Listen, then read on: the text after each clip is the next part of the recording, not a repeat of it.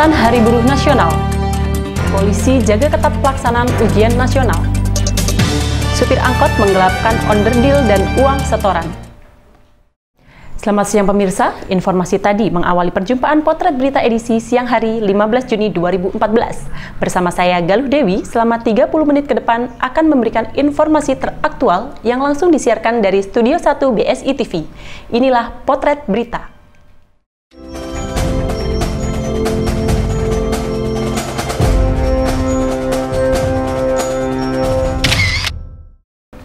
Memperingati 1 Mei sebagai Hari Buruh Sedunia, ribuan buruh menggelar aksi demo turun ke jalan. Pemirsa, untuk lebih jelasnya, reporter kami akan melaporkan langsung di mana buruh yang sedang berorasi. Ya, selamat siang Elin, apa yang bisa dilaporkan terkait demo buruh tahun ini? Ya Galuh, selamat siang, dan hari ini 1 Mei adalah Hari Buruh Sedunia, di mana tahun ini merupakan hari pertama buruh menjadi hari libur nasional. Dan seperti Anda lihat di belakang saya sudah ramai para buruh yang sudah datang sejak tadi pagi untuk mengeluarkan aspirasi mereka, beberapa tuntutan yang mereka inginkan. Dan Galuh, perlu Anda ketahui bahwa mereka berasal dari beberapa perusahaan di beberapa daerah. Dan untuk demo kali ini, Polri mengerahkan sekitar 20.000 personil untuk menjaga ketertiban agar tidak terjadi sistem anarkis, Galuh. Ya, Elin, tadi Anda sempat bicara mengenai tuntutan yang diinginkan para buruh. Bisa tolong sebutkan tuntutan mereka tahun ini apa saja? Ya Galuh, aksi demo buruh tahun ini sama seperti tahun lalu. Mereka selalu menggelar aksi demonstrasi besar-besaran di beberapa jumlah titik Jakarta. Dan mereka menuntut tolak kenaikan tarif dasar listrik atau yang disebut TDL, menuntut kerja layak, upah layak, serta hidup layak. Sedikit penjelasan Galuh, yang dimaksud kerja layak di sini adalah kepastian kondisi kerja yang berkeadilan, yaitu harus menghapuskan sistem kontrak dan outsourcing yang merupakan praktek perbudakan. Untuk upah layak itu adanya kepastian penghargaan terhadap tenaga kerja dari pekerja yang dijalaninya. Sementara yang dimaksud dengan hidup layak adalah sebagai kondisi yang lahir dari kerja layak dan upah yang layak bagi buruh dan pekerja, tidak boleh hanya bersandar pada upah yang diterimanya saja, Galuh. Baik Elin, terima kasih atas laporannya dan selamat bertugas kembali. Pemirsa, itulah laporan Elin Mayasari yang langsung melaporkan dari Bundaran HI. Masih mengenai demo buruh, setelah berorasi di Bundaran HI, demo ini berhenti di satu tempat yaitu Gelora Bung Karno. Buruh tidak hanya berkumpul di Bundaran HI saja, namun mereka terus beraksi dengan berjalan ke arah Gelora Bung Karno, di mana Gelora Bung Karno adalah pusat kumpulnya seluruh buruh dan terlihat beberapa fraksi-fraksi, diantaranya Federasi Seluruh Petani Indonesia atau yang biasa yang disebut FSPI, Serikat Kerja Seluruh Indonesia SPSI, dan Federasi Serikat Pekerja Metal Indonesia yang biasa disebut FSPMI. Dan di sana juga sudah hadir Presiden KSPI Said Iqbal yang mendukung 10 tuntutan buruh. Nelayan, apakah karena kamu buruh, kamu tidak punya hak untuk tidak terlibat kembali dalam kemiskinan yang disebut circle of poverty? Tidak hanya Said Iqbal yang hadir di Gelora Bung Karno saja, Ketua Dewan Pimpinan Partai Gerindra Prabowo Subianto juga hadir untuk menandatangani kontrak politik dengan buruh. Politik yang berani tanda tangan kontrak di depan serikat pekerja untuk menentang outsourcing di Republik Indonesia ini. Kan tadi beliau sampaikan, kita akan perdalam isi 10 tuntutan itu. Bila mana dia bohong, serikat buruh akan kampanye, ini capres bohong, ini presiden bohong. Itu kita harus ajarkan kepada rakyat. Siswa-siswi sekolah menengah pertama melaksanakan ujian nasional. Seperti di SMP Negeri 7 Depok, suasana sekolah terlihat tenang dan sepi. Sekolah menengah pertama menggelar ujian nasional pada 5 Mei 2014. Ujian nasional yang berlangsung selama 4 hari yang dimulai dengan pelajaran pertama yaitu Bahasa Indonesia, lalu hari kedua Matematika, dilanjut hari berikutnya Bahasa Inggris, dan terakhir adalah IPA. Seperti di Sekolah Menengah Pertama Negeri 7 Depok, terlihat tenang dan sepi. Tidak hanya di SMP Negeri 7 Depok, namun SMP Harapan Bangsa juga terlihat sepi dengan beberapa penjagaan polisi. Penjagaan tersebut bertujuan agar tidak terjadi hal-hal yang dapat mengganggu ketenangan siswa dan siswi yang sedang melaksanakan ujian nasional. Di jalan kita prioritaskan keamanannya untuk jalur sehingga tidak terlambat, kita upayakan ini. Itu yang dapat kami sampaikan. Dalam ujian nasional SMP tahun ini memiliki batas nilai 5,5 dengan nilai yang diakumulasikan dari ujian sekolah dan beberapa nilai rapot dari kelas 1 sampai 3, maka siswa dan siswi dapat lulus dan masuk ke sekolah favorit. Wakil Presiden Budiono hadir dalam persidangan Tipikor Jakarta. Berikut laporan reporter kami. Pengadilan Tindak Pidana Korupsi menggelar sidang yang menghadirkan Wakil Presiden Budiono. Dan hari ini 9 Mei 2014, sidang dimulai sekitar pukul 8 pagi tadi. Budiono hadir untuk memberikan saksi atas terdakwa Budi Mulya, mantan Deputi Gubernur Bank Indonesia. Dan pemirsa, terlihat pengamanan gedung Pengadilan Tindak Pidana Korupsi atau Tipikor Jakarta dilakukan secara ketat untuk mengamankan jalannya sidang lanjutan perkara dugaan korupsi Bank Senturi yang beragendakan mendengar kesaksian Wakil Presiden Budiono.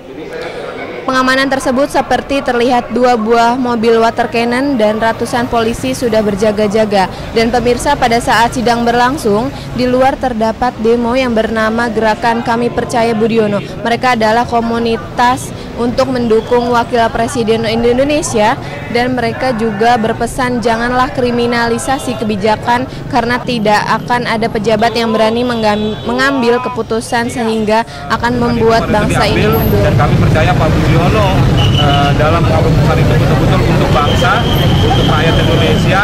Jadi jangan sampai karena keputusan itu dia harus diadili. Sekian laporan saya yang langsung melaporkan dari Tipikor Jakarta. Elin Mayasari Jelita melaporkan untuk Potret Berita. Jelang Hari Raya Idul Fitri 2014, Stasiun Senen dipadati masyarakat yang mencari dan membeli karcis kereta api. Stasiun Senen dipadati masyarakat yang mencari serta membeli karcis kereta api. Dengan jadwal Idul Fitri yang jatuh pada tanggal 28-29 Juli 2014 mendatang, banyak calon penumpang kereta api yang rela mengantri panjang untuk mendapatkan karcis agar bisa mudik dan merayakan Lebaran bersama keluarga di kampung halamannya. Kita mendapatkan pertama kita dari bandara kita cepat-cepat aja. Jadi pukul 3 kita sampai sini, ya alhamdulillah sini pukul 3:30 baru buka. Alhamdulillah kita dapat antrian nomor awal, jadi dapat tiket.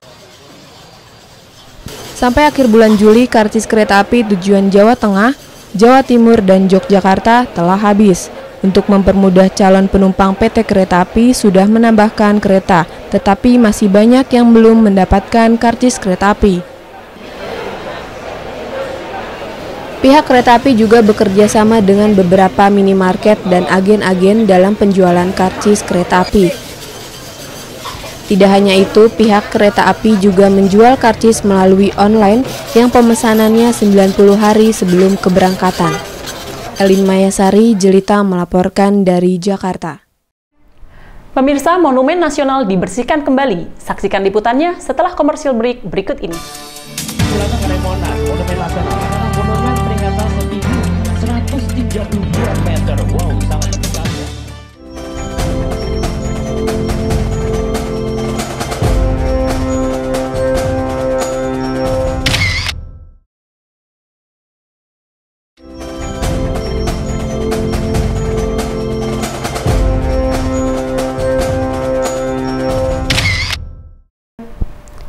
Masih bersama saya Galuh Dewi, pemirsa, Monumen Nasional dibersihkan kembali setelah 22 tahun.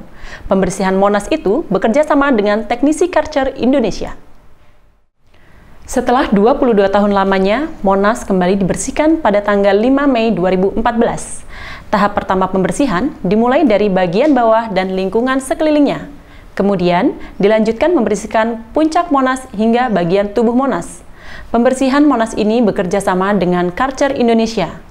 Dengan cara bergantung di puncak Monas dengan tali pengaman khusus yang menggunakan air dengan suhu maksimal 155 derajat Celcius, dalam pembersihan tersebut maka Monas ditutup selama 13 hari. Tujuannya agar Monas dapat terlihat bersih dan indah. Komisi Pemilihan Umum menyatakan partai yang mendapatkan suara terbanyak pada pemilu legislatif 2014. Komisi Pemilihan Umum melakukan perhitungan proses rekapitulasi yang terakhir. Proses ini dilakukan pada 9 Mei 2014. Pada tanggal 26 April sampai 9 Mei 2014, KPU terus menghitung suara dari 33 provinsi terkait pemilihan umum legislatif pada pertengahan April lalu. Ketua KPU Husni Kamil Manik menetapkan perolehan suara dari 12 partai. Ini mulai berlaku pada tanggal ditetapkan pada tanggal 9 Mei 2014, Ketua Komisi Pemilihan Umum Husni Kamil Manik. Hasil rekapitulasi ini maka ditetapkan partai yang memperoleh jumlah suara terbanyak yaitu PDIP. PDIP memperoleh suara terbanyak 18,95%, disusul Partai Golkar dengan 14,75% dan posisi ketiga ditempati oleh Partai Gerindra dengan jumlah suara 11,81%. Aktivis hak asasi manusia mendesak pemanggilan Maijen Purnawirawan Kiflan Zain dan Prabowo Subianto dalam kasus penculikan 1997-1998. Sejumlah aktivis hak asasi manusia mendesak Komnas HAM dan Kejaksaan Agung untuk meminta keterangan dari mantan Kepala Staf Komando Cadangan Strategis Angkatan Darat Kostrad, Maijen Purnawirawan Kiflan Zain, mengenai 13 aktivis korban penculikan kurun waktu 1997-1998 yang hingga kini masih hilang. Kasus ini menyeret calon presiden dari Partai Gerindra Prabowo Subianto, mantan Jenderal Kopassus yang dianggap mengetahui persis operasi penculikan yang dilakukan oleh anggota Kopassus yang bergabung dalam tim Mawar. Komnas HAM akan memanggil Kiflan Zain dan Prabowo Subianto terkait penculikan 1997-1998 untuk dimintai keterangan. Tidak menutup kemungkinan, jadi tidak menutup kemungkinan. Biarkan kami melihat petanya dan seperti apa dan dengan tadi dialog masukan dari teman-teman media keluarga korban. Ya. 3 rumah petak hangus pasca kebakaran yang terjadi di Kampung Makassar tadi malam. Minggu 18 Mei 2014, 3 petak rumah milik Haji Bowo 54 tahun ludes dilalap si jago merah. Pasca kebakaran, beberapa warga masih tampak berjaga di rumah warga yang kondisinya sudah luluh lantah. Akibat kebakaran ini hanya tersisa puing-puing bangunan rumah dan tidak ada satupun barang berharga yang tersisa. Peristiwa ini tidak ada korban jiwa. Salah satu korbannya yaitu anggota Sri Mulat Ibu Rina Rawit. Ya, namanya juga musibah ya Mbak, siapa yang mau mengendakin seperti ini.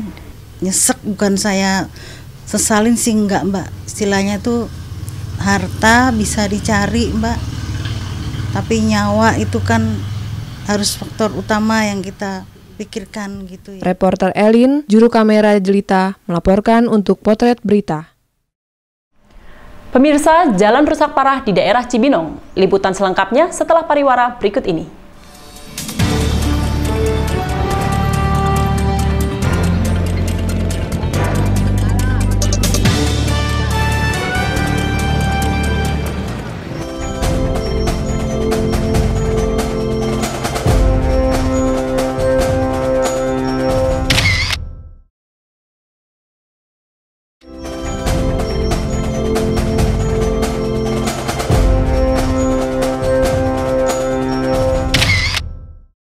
Masih bersama saya Galuh Dewi.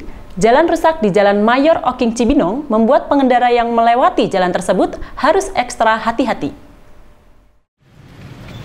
Jalan utama Cibinong, Bogor, tepatnya di kawasan Mayor Oking, semakin dipenuhi lubang dan banyak yang rusak. Jalan yang rusak ini sepanjang 6 km dan memiliki kedalaman sekitar 10-30 cm, membuat pengendara yang melewati jalan ini harus ekstra hati-hati.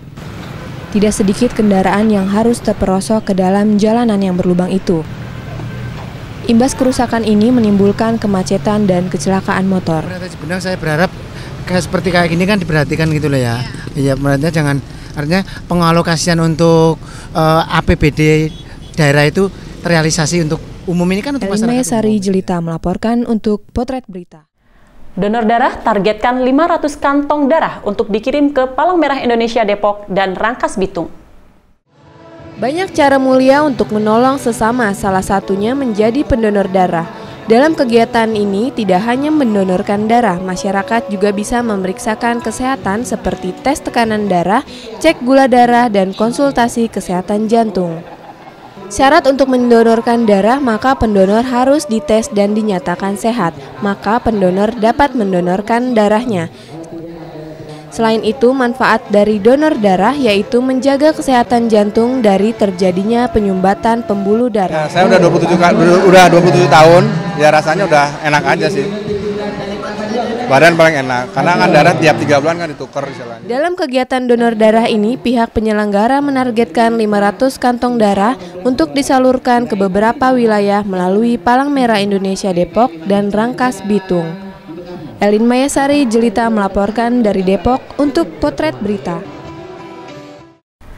Di Depok, supir angkot menggelapkan onderdil dan uang setoran angkot sewaannya. Rabu 11 Juni 2014, supir angkot tertangkap atas penggelapan onderdil dan uang setoran angkot sewaannya.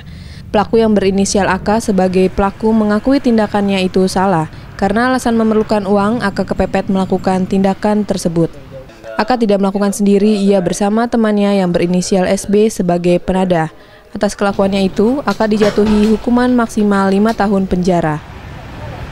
Kasus ini berawal dari adanya laporan dari korban yang bernama Saudara Fritz, menyampaikan bahwa dia mencurigai bahwa onderdil angkotnya ini banyak dijual-jual ataupun digelapkan oleh sopirnya.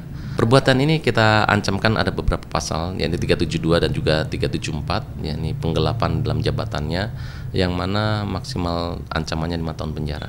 Elin Mayasari Jelita melaporkan untuk Potret Berita.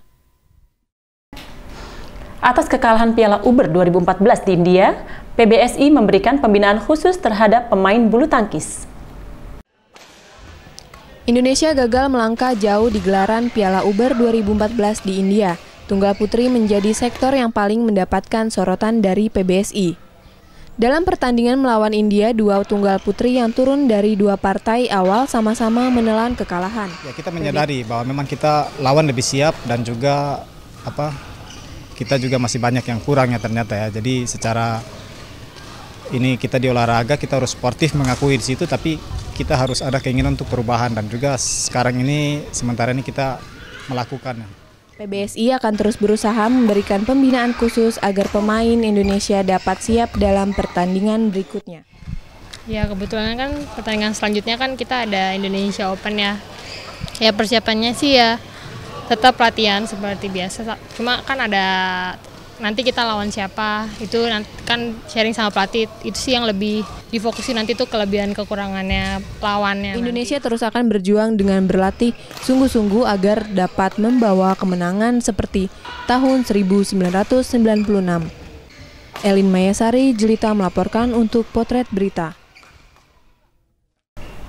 Pemirsa, selama ini kita menabung menggunakan uang. Tetapi di Pancoran Depok, menabung tidak hanya menggunakan uang, tapi juga dengan sampah dan dapat menghasilkan suatu kerajinan tangan yang cantik. Seperti apa liputannya? Berikut liputan kami yang sekaligus menutup Potret Berita siang ini. Saya Galuh Dewi beserta segenap kru yang bertugas, pamit undur diri, selamat siang dan sampai jumpa.